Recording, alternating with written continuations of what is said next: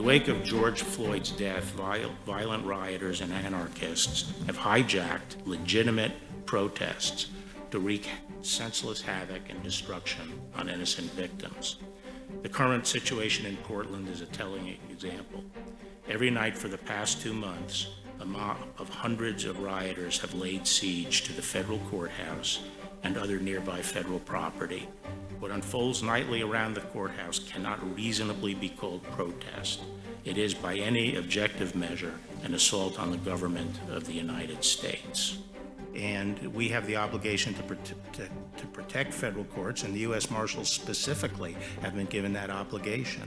Federal courts are under attack. Since when is it okay to try to burn down a federal court?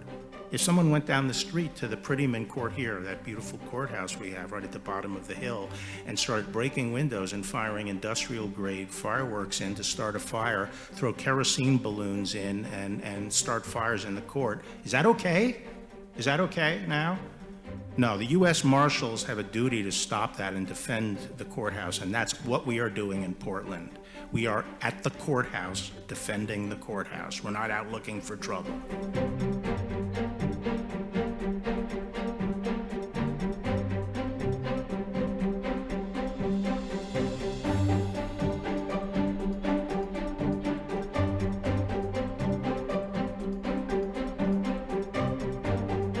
The United States Marshal Service, its primary function since 1789 has been to protect the federal judicial function.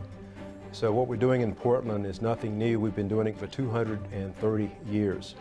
So we are here as the protectors, if you will, of Article 3 of our Constitution.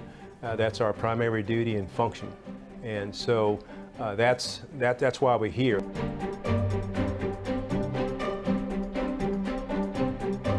On July 8th, the Department of Justice announced the launch of Operation Legend, a violent crime reduction effort that works through existing federal, state, and local partnerships in certain cities. So last week, Operation Legend was expanded to include Chicago and Albuquerque, and today we announced that Operation Legend has come to Cleveland. Operation Legend is a violent crime reduction effort, period.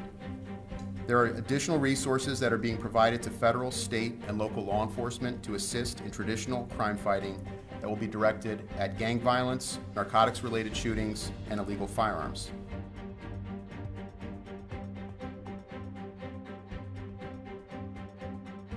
This crime is every parent's worst nightmare, and my heart goes out to her family. Today brings us one step closer to seeing that justice is served for this family and for our community.